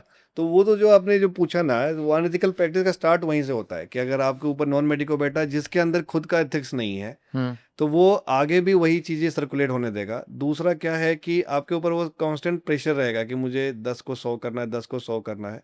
तो इसमें तो मैं हमेशा रिकमेंड करूंगा कि आपके ऊपर मेडिको होना चाहिए जो कि बातों को समझे और एथिकल प्रैक्टिस को कंटिन्यू होने दे। Are you satisfied with Indian health care system? नहीं, इससे तो मैं कहूँगा कि कोई भी डॉक्टर सेटिस्फाइड शायद नहीं होगा। क्या मेरी आपके सेटिस्फेक्शन के टर्म्स क्या हैं? सेटिस्फेक्शन क्या है कि एक तो जो बहुत एक ही मेन इंपॉर्टेंट बात है, हम ओवरबर्डन है। ओवरबर्डन है, उसके बाद से भी हमसे ऐसा एक्सपेक्टेशन किया जाता है कि हम वही चीज़ मेंटेन करें जो कि शायद अब्रॉड के सर कंट्रीज। अगर आप ओवरबर्डन बोल रहे हो, सॉरी मैं हाँ डिस्टर्ब कर रहा हूँ आपको, तो एक्चुअली में मैं बता दूं, डब्ल्यू एच ओ की गाइडलाइंस को, जो इंडियन गवर्नमेंट ने डब्ल्यू एच ओ को दी हैं गाइडलाइंस, तो उनका कहना है डब्ल्यू एच ओ का 1000 पेशेंट पे एक डॉक्टर होना चाहिए। यस यस यस आपको पता होगा, आपको जान के हैरानी होगी ओवरबर्डन का, और जो एक्चुअल में पेपर पे लिखा है और वैसे, कि हम 1000, हमारी कंट्री में उनका डब्ल्यू एच ओ का कहना है कि 1000 पेशेंट्स पे एक डॉक्टर एक होना चाहिए। डॉक्टर होना चाहिए। हमारे हमने दावा कर रखा है कि 850 पे एक डॉक्टर है, तो हम हाँ उसको हाँ। पास कर चुके हैं। तो तो हम इंडिया में ऑन पेपर डॉक्टर्स ओवरबर्डन नहीं हैं। तो इसमें क्या है ना कि इसमें दो तीन बातें हैं। पहला बात तो ये है कि हम डॉक्टर का डेफिनेशन क्या है, जैसे कि यहाँ पे क्या है कि हमने बहुत आयुष करके नंबर ऑफ डॉक्टर्स का पूल बढ़ा दिया है ऑन पेपर, ओके। कि डिफरेंट सिस्टम्स को भी ला दिया कि ये भी करेंगे, यूनानी भी करेंगे, मल्टीपैथी। मल्टीपैथी जो है, हाँ। जिसकी वजह से number of doctors on paper तो ज़्यादा है। बट आप खुद अभी किसी भी इवन प्राइवेट का ही बात करें, अभी मैं तो प्राइवेट हॉस्पिटल में वर्क कर रहा हूँ, यहाँ भी ओवरबर्डन है। गवर्नमेंट का तो आप खुद ही देख रहे हो हर अस्पताल में, क्योंकि नंबर ऑफ जितने सीट्स निकलते हैं वो तो खाली भी रहते वो हैं तो काफी। खाली भी जाते हैं, और सारे अस्पताल खाली। आपके पहाड़ों में चले जाओ, हम्म आपको मेडिकल ऑफिसर वहाँ नहीं मिलते हैं। तो ओके। जहाँ पे है वहाँ पे ओवरवर्कड है। आप हमारा ही जैसे हरिद्वार में ही गवर्नमेंट हॉस्पिटल देखो, हम्म काफ़ी ओवरवर्कड है वहाँ पे जितना डॉक्टर्स हैं, और हमसे एक्सपेक्टेशन किया जाता है कि हम वही प्रोफेशनल या फिर पेपर वर्क करें जो कि शायद से अब्रॉड में होता है, क्योंकि मेडिको लीगल आजकल बहुत बढ़ गया है। ओके। मेडिको लीगल टेंशन्स जो हम्म कि शायद से 10 साल या 20 साल पहले नहीं था। तो ओके। इसकी वजह से दिक्कत क्या हो रही है कि हमारा ओवर बर्डन की वजह से बहुत बार पेपर वर्क में कुछ चीज़ें मिस हो जाती हैं, कुछ चीज़ें हम लिखना भूल जाते हैं या जो भी ओके। है। जैसे अभी आपने नोबल प्रोफेशन की बात की जी। थी थोड़ी देर पहले, कि हमारा प्रोफेशन नोबल प्रोफेशन है। सर मैं एक लाइन पढ़ता हूँ, हम्म आप प्लीज उस पर अपना व्यू देना कि क्या वो सही है नहीं। Medicine being called a noble profession has been used for years to normalise exhaustion, unpaid overtime, unsafe working condition, workplace violence, mental health crisis and medical legal anxiety. True true, इससे मैं agree करता हूँ पूरा। हम्म तो noble profession तो देखिए, अभी आज के दिन में पूछोगे, जब हम डॉक्टर बन रहे थे, जहाँ से 15 साल पहले जब हम एस्पायर कर रहे थे डॉक्टर बनना, तो सच में भी डॉक्टर साहब बहुत इज्जत होता था। आजकल आप देखोगे तो वो नहीं रह गया है, क्योंकि सोशल मीडिया, फिर जो अनएथिकल प्रैक्टिसेस थोड़े स्टार्ट हो गए हैं। आप एक एग्जांपल देता हूँ मैं, जो कि जो चलो सर एक एक करके बात करते हाँ हैं। जी। एग्जॉशन। तो एग्जॉशन का तो एग्जांपल मैं अपना खुद का ही देता हूँ, कि जैसे आप सोचो कि अगर हम 9 बजे स्टार्ट करते हैं ड्यूटी, और हम रात को अगर 8-9 बजे घर पहुंच रहे हैं, तो ये तो सिंपल एग्जांपल है कि आप कितना तो एग्जॉस्ट हो नहीं, चुके 9 बजे आप घर पहुंच रहे हो, काम थोड़ी बंद कर रहे हो, फोन हैं। हाँ, जहाँ तक ये आपने तो, ये फोन भी तो का, बताओ ना। ये एक मैं आपको एग्जांपल देता हूँ, मेरा एक बहुत क्लोज रिलेटिव है, मैं अपना खुद का एग्जांपल देता हूँ, कि उन्होंने मुझे प्रेशराइज किया कि यार तू बहुत दिनों बाद घर पे आया है, तो आज हम रात भर साथ में बैठेंगे और कोई मूवी देखेंगे। ये आज से 3-4 साल पहले की बात है। तो हमने एक मूवी स्टार्ट की। खुद की मूवी बन गई। तो उसमें मुझे इतने फ़ोन आए कि जब मेरा फ़ोन आता था तो वो पॉज़ कर देता था। उसमें मैं रेसिडेंसी भी कर रहा था, तो वो पॉज़ कर देता था कि, तो उसने इतनी बार पॉज़ किया मेरा वो मूवी देखने में, कि उसने बोला कि अगली बार से तू आएगा तो तू अपने रूम में मूवी देख लियो, मैं अपने रूम में मूवी देख लूँगा। तो रात भर, जैसे कि मेरी वाइफ़ भी डॉक्टर है, तो हम दोनों का फ़ोन बजता ही रहता है। तो मैं कह रहा हूँ सर, वो 9 बजे से और 5 बजे तक का एग्जॉशन नहीं है वो। हाँ, वो 20 राउंड एग्जॉशन द हो क्लॉक। 24/7 का एग्जॉशन हुआ बिल्कुल। ना। अच्छा, दूसरा अनपेड ओवर टाइम। अनपेड में तो क्या है, इसमें दोनों बातें हैं, कि कभी-कभी नोबल प्रोफेशन की वजह से पेशेंट आपको अनटाइमली कॉल करेगा, और रिलेटिव्स आएंगे, फ्रेंड्स के फ्रेंड्स आएंगे कि सर इसको देख लो। इवन जैसे हम घर पे रहते हैं, हमारा सिक्योरिटी गार्ड आ जाएगा, नेबर आ जाएगा घर पे रात को। उसके लिए ऐसा नहीं है कि रात को मैं 11 बजे पहुंच रहा हूँ, एक डॉक्टर सुबह से पहुंचा है, तो वो एक अनपेड में आ जाएगा कि ओके, और इस पे रेवेन्यू प्रेशर में।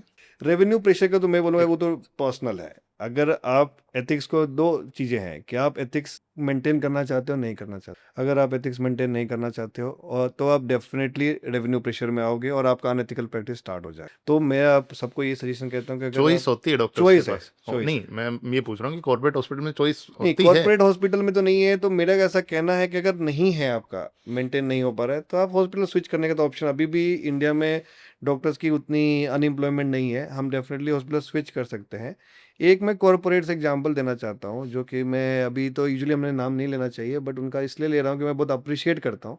मैं मुंबई में एचएन रिलायंस हॉस्पिटल में 3-4 महीने काम किया। तो इस मामले में मैं इतना मानता हूँ, जो मुकेश अंबानी को लोग ऐसा जैसे बोले, इतने कम पैसों में वही स्टैंडर्ड मेंटेन कर रहा है जो कि शायद से ब्रीच कैंडी, लीलावती मेंटेन कर रहा है, और बहुत कम पैसों में। ओके। एचएन रिलायंस, उनके ओके। 2 अस्पताल हैं, कोकिला बेन और एचएन हाँ, हाँ। रिलायंस। एचएन रिलायंस मैंने देखा है कि बेस्ट क्वालिटी नी इम्प्लांट्स, जो कि शायद से मार्केट में 5 लाख में बिक रहे हो या मिल रहे हो, वो 1.5-2 लाख में प्रोक्योर करवाते हैं। और वही सर्विस आप कभी जाके देखो, एचएन रिलायंस सर्विस प्रोवाइड करेगा, जो कि वन ऑफ द इंडिया के टॉप हॉस्पिटल्स प्रोवाइड करते हैं। तो कुछ तो ऑनर के ऊपर भी है। तो अगर उनका आप, विजन कैसा है? उनका विजन कैसा है, तो आप अगर वहां पे अगर एज ए सर्जन हो, तो आप बहुत ही ज्यादा सेटिस्फाइड रहोगे अपने काम से, ओके। क्योंकि आपको ऊपर से कोई प्रेशर नहीं आ रहा है, और आप अपना नोबल प्रोफेशन, जिसको नोबल बोल रहे हो, वो कंटिन्यू कर पा रहे हो।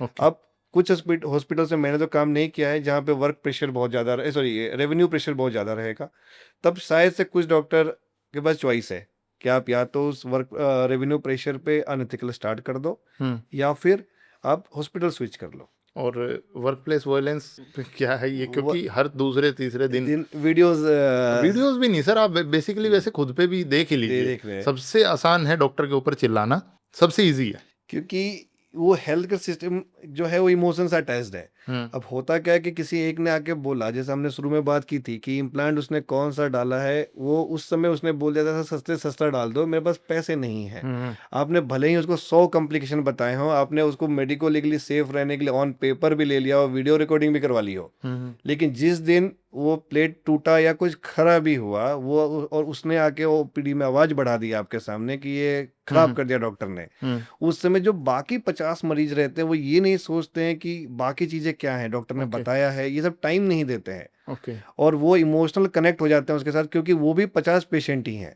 तो उनको भी लगता है कि इसके साथ अगर किसी डॉक्टर ने गलत किया है, तो मेरे साथ भी शायद से कल को गलत हो सकता है। तो इंडियन पेशेंट्स इतना इमोशनल, और इस मामले में वर्क प्लेस हमारा, और दूसरा एक और चीज मैं इसमें बोलना चाहता हूँ कि हमारा ये सिस्टम हमारा हेल्प नहीं करता है। जी जी।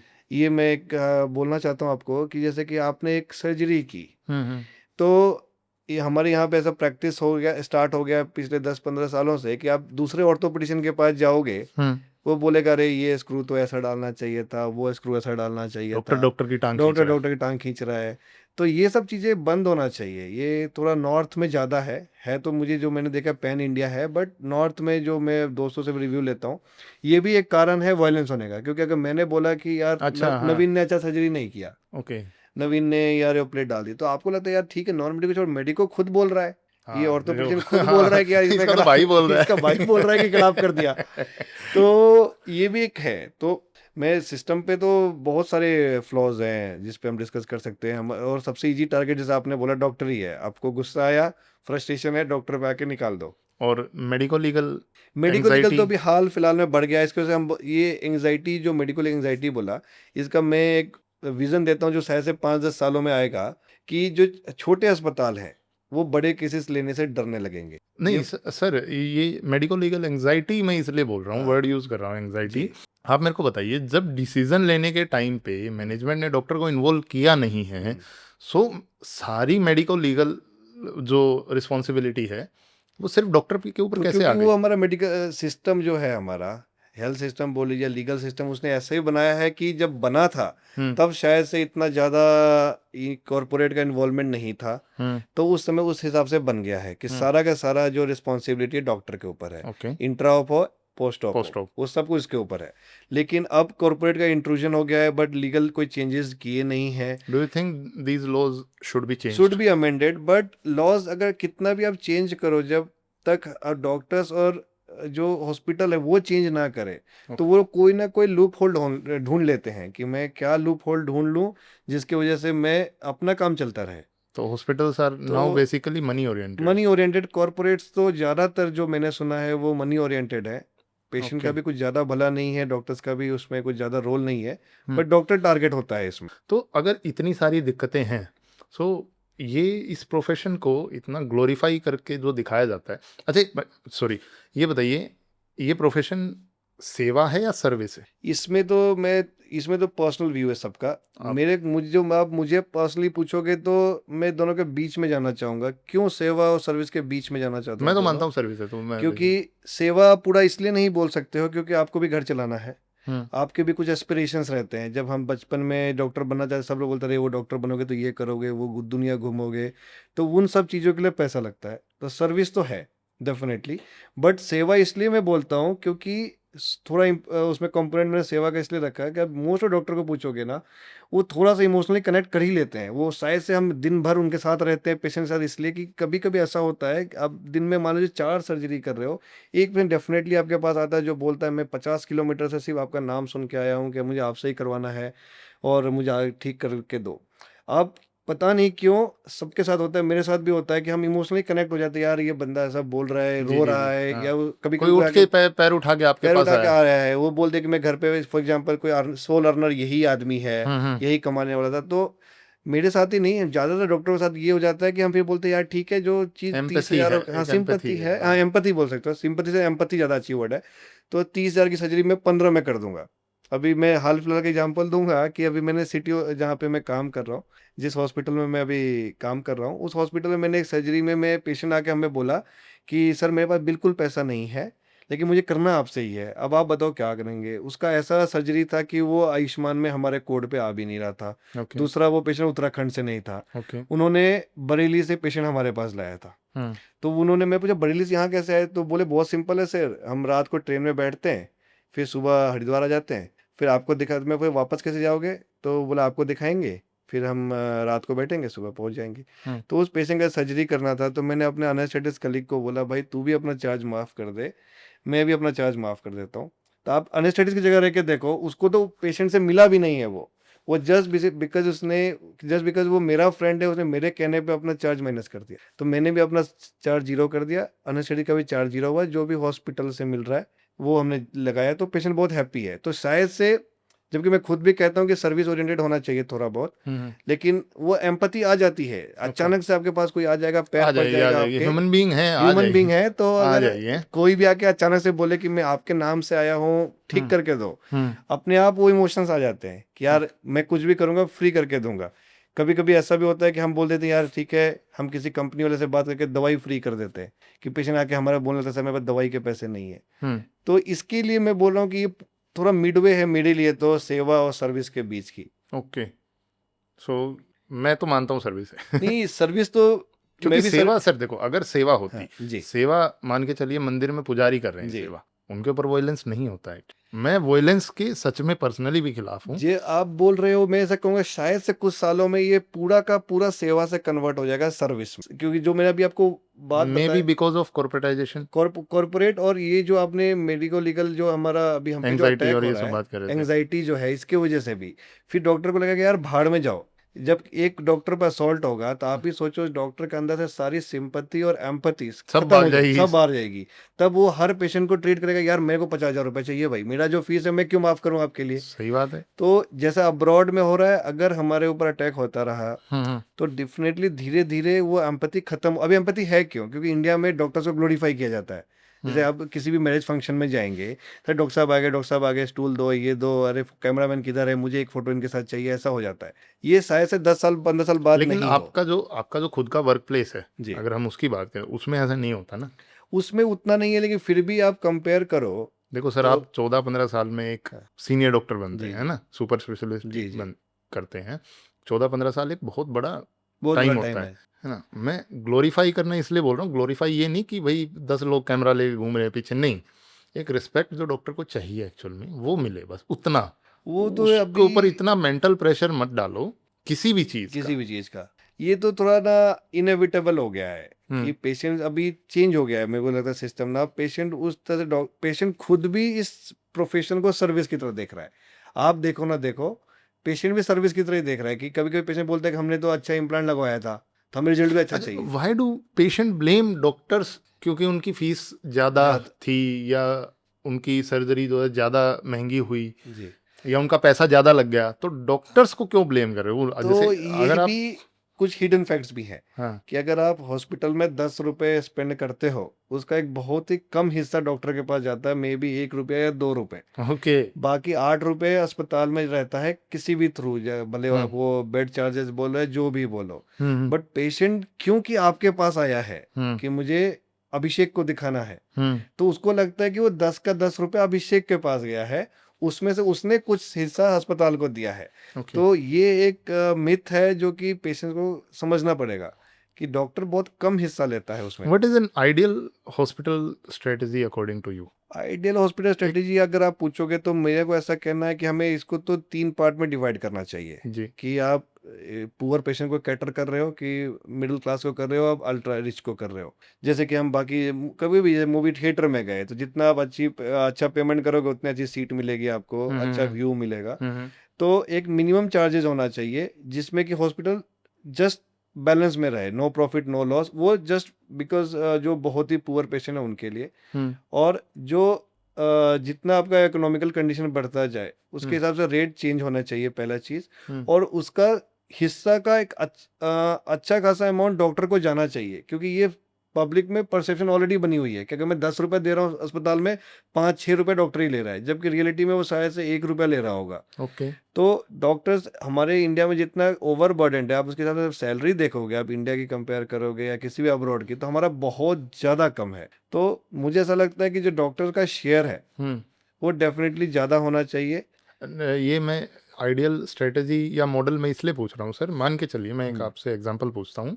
मैं रात के 2 बजे इमरजेंसी रूम में जा रहा हूँ, हम्म, या फिर दिन में जा रहा हूँ, किसी भी टाइम मैं हॉस्पिटल के इमरजेंसी डिपार्टमेंट में जा रहा हूँ, तो मुझे वहाँ पे क्या चीज़ें देखनी चाहिए? 2-3 चीज़ें जो मुझे एज ए पेशेंट मुझे पता चल जाए कि ये हॉस्पिटल पेशेंट ओरिएंटेड है या फिर मैनेजमेंट ओरिएंटेड है। ये तो थोड़ा टफ क्वेश्चन है, लेकिन नहीं मतलब इसमें अगर सिंपल आप कि हाँ, पूछोगे तो जो मेरा इसमें तो मैं एज ए पेशेंट ही आपको आंसर दे हाँ सकता हूँ, as a not patient, as as a a patient. Patient. कि अगर आपको एंट्री के टाइम पे ही मैनेजमेंट से ज़्यादा, मतलब आपका प्राइमरी इलाज से ज़्यादा पहले ही बोल दिया जाएगा कि आप इतना पैसा डालना है, ये कर देना है, इतना करोगे तो ही एंट्री होगी, तो वो रेड फ्लैग साइन है मेरे हिसाब से। ओके, कि अगर आपको एंट्री में बोल दिया गया कि हम ट्रीटमेंट तभी स्टार्ट करेंगे जब आप इतना अमाउंट इतना दे दोगे, दे इतना दोगे, पैसा जमा कर दोगे, तभी हम ट्रीटमेंट स्टार्ट करेंगे, ओके। तो वो मेरे हिसाब से रेड फ्लैग है। पेशेंट आया, पहले ट्रीटमेंट स्टार्ट करो। ओके। एटलीस्ट जो भी उसका डायर नीड है वो फुलफिल करो, उसके बाद आप, क्योंकि डेफिनेटली सर्विस पे तो जाना ही है, लेकिन वो मेरे हिसाब से वहां देखना तक सेवा रहे। है, वहां तक सेवा रहे। ओके। अगर उसके बाद से एक बार पेशेंट स्टेबलाइज हो जाए, तब उसके बाद से आप उसको सर्विस पे डाल सकते हो, क्योंकि पेशेंट नोबल तभी बोलेगा उस प्रोफेशन को जब आप primary treatment free of cost या फिर मिनिमम कॉस्ट पे करो। ओके। सो सर, अभी जैसे हम कुछ टॉपिक्स पे हमने पहले भी बात की, ऑस्टियोपोरोसिस पे, ऑस्टियोआर्थराइटिस पे, नी रिप्लेसमेंट पे। सो अभी 2-3 टर्म्स जो हैं वो बहुत ऐसे ट्रेंडिंग में हैं, तो मैं उन पे एवियन, व्हाट इज एवियन?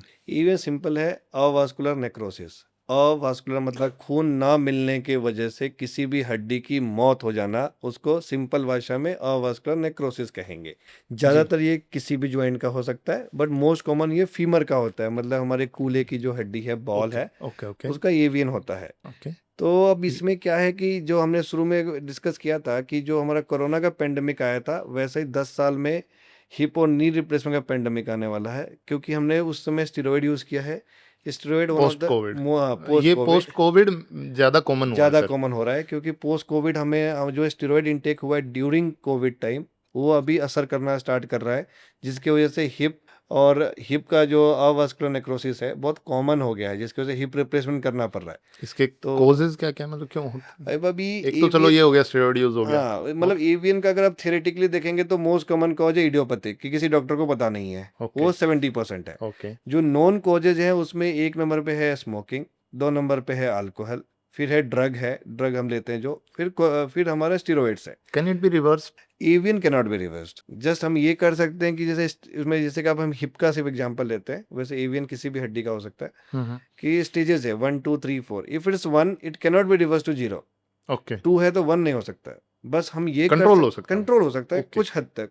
हम कुछ ऐसा सर्जिकल प्रोसीजर्स, कुछ मेडिसिन दे सकते हैं जिससे कि 2 से 3 डिले हो जाए, 3 से 4 डिले हो जाए। और अगर हम जैसे जॉइंट्स के बारे में भी जैसे बात कर रहे थे, सो नी जॉइंट के लिए और इसके लिए अगर हम एक सिंपल एक्सरसाइज के तौर पे बात करें, so what are the basic good exercises that we can do to prevent knee injuries and knee health? हाँ, हमें पहले तो क्वाड्रिसेप्स को स्ट्रॉन्ग करना है, मतलब सिंपल भाषा में जो हमारी जांग की मसल को मजबूत करना है।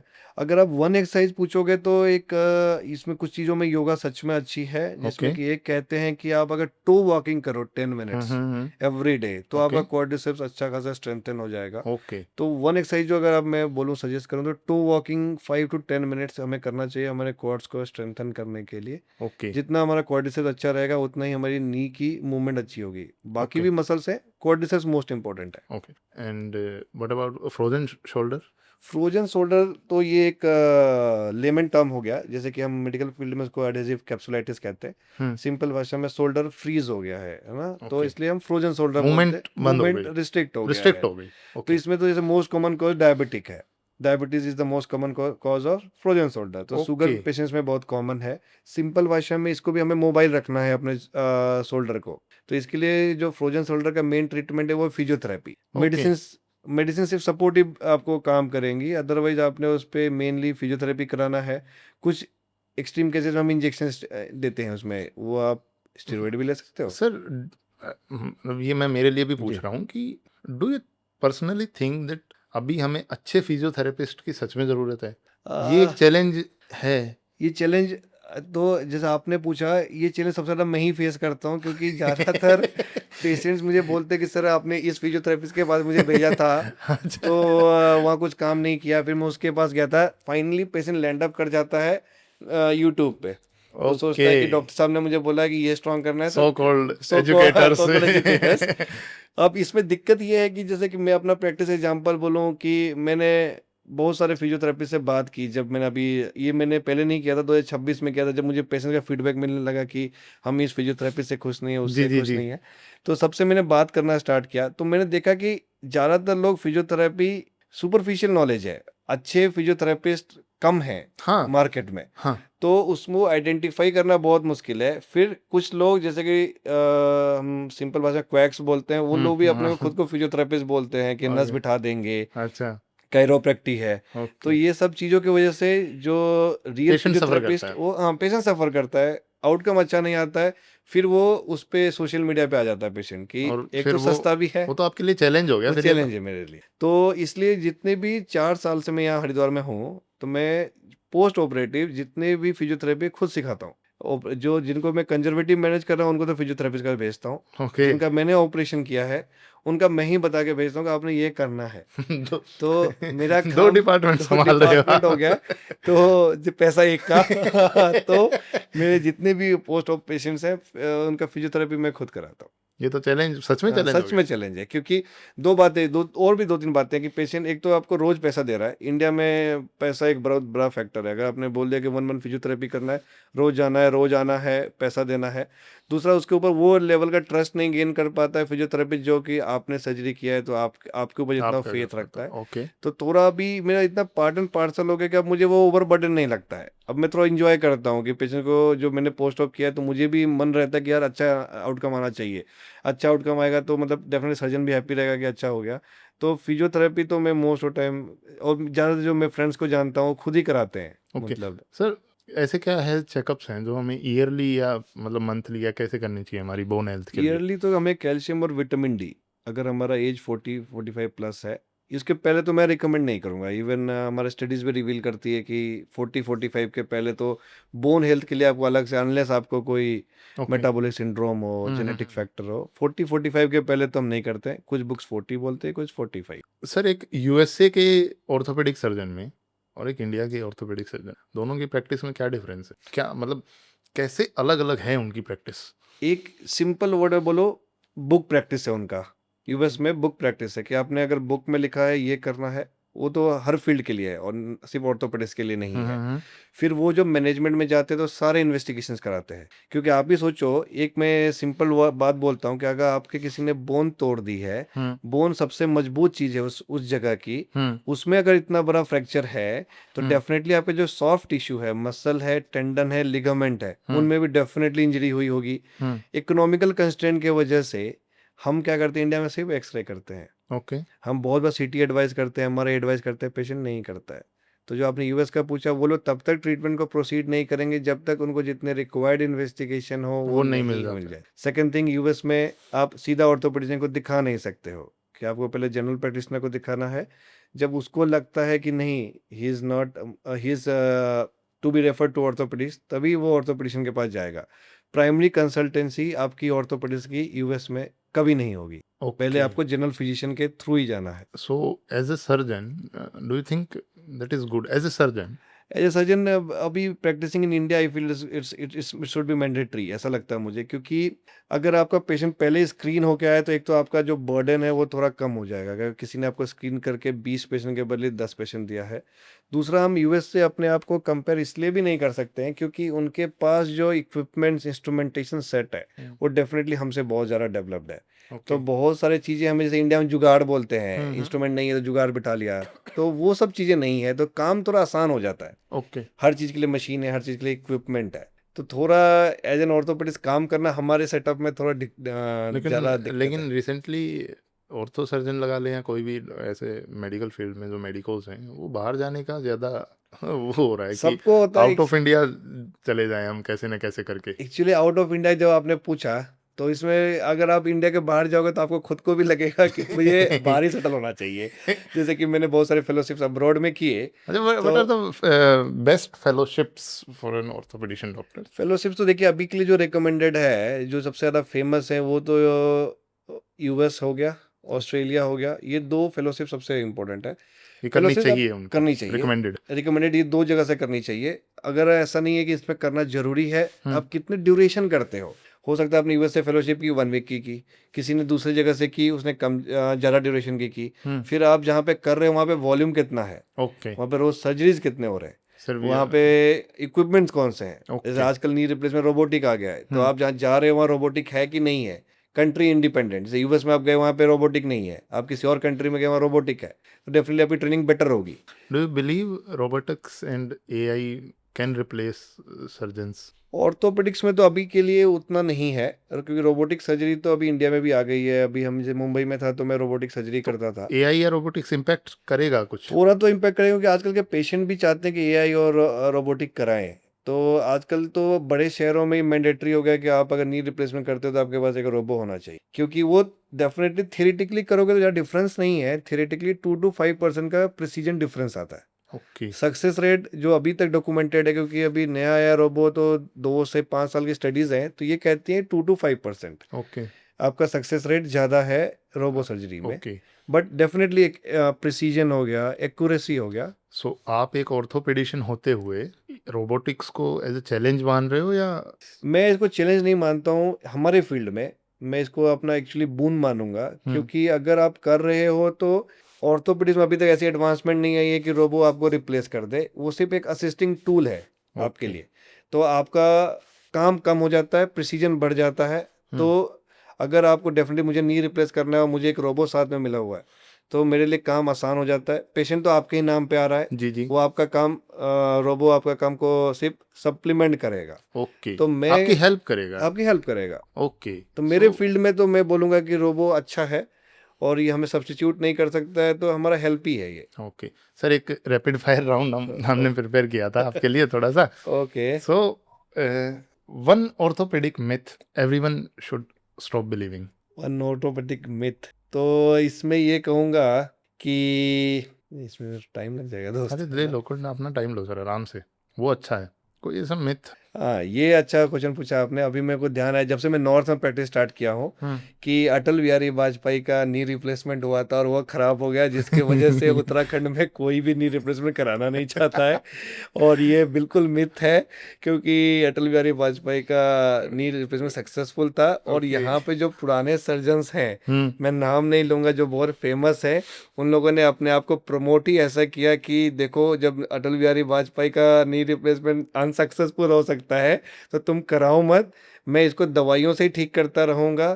तो जिसकी वजह से ये मैं आज भी, अभी तो उनको जाके काफी साल हो गया, मैं आज भी ये पेशेंट से सुनता हूँ कि अटल बिहारी वाजपेयी का सक्सेसफुल नहीं हुआ, तो आपका कैसे सक्सेसफुल हो, हमारा कैसे सक्सेसफुल हो सकता है। Okay, one exercise everyone should avoid.